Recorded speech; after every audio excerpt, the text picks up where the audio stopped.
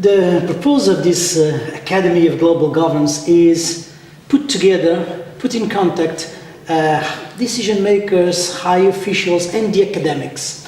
What do you think about this exchange of views and experience between the academia and the world of the practice? Yeah, it's extremely important, particularly in the era in which we live, in which there are so many challenges for Europeans, for people outside of Europe, and for those that are involved in the study of and the functioning of the EU, that we have these types of engagements.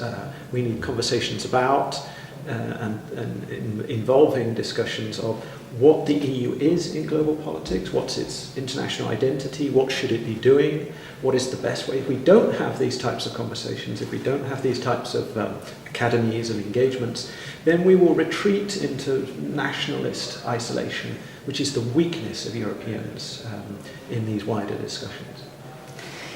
For more than 10 years and you studied and you are writing about the international identity of the European Union. Mm. How do you see the current crisis?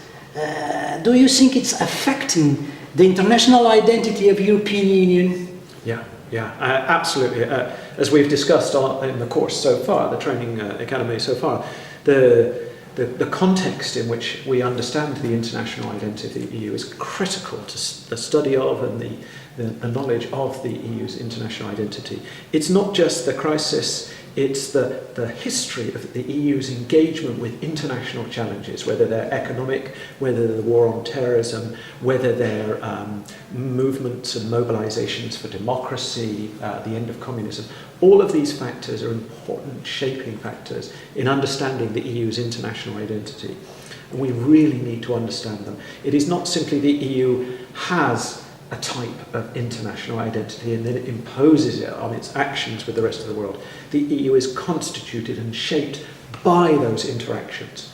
So, for the economic crisis, for example, it's interesting to see the extent to which it has a mobilizing effect on forcing Europeans to become aware that, whether they like it or not, they're economically bound together. And that effect of binding means they have to think about how they can be more effective, but also more engaging with the rest of the world, because it's not just a European crisis, it has had consequences everywhere. Another key concept in your intellectual work is the normative power. European Union as a normative power. In this context we are living now, is still working this kind of concept? I think the idea of normative power, the idea that there are types of engagements, types of relationships between the EU and the rest of the world, and those aren't simply about economic incentives, and they're not simply about the use of physical force, they are about the power of ideas, and the normative justification of those ideas is a critically important idea of our time. It has become, I think, more important in an era in which the EU is challenged internationally, globally, by other actors who have very different ideas about how the international system should work, how the United Nations work, and how global governance should work or not.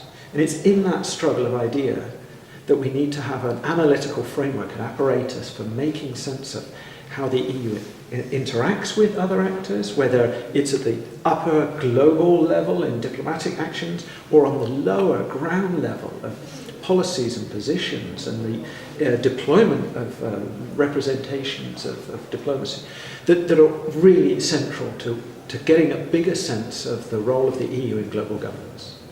Thank you very much. You're very welcome.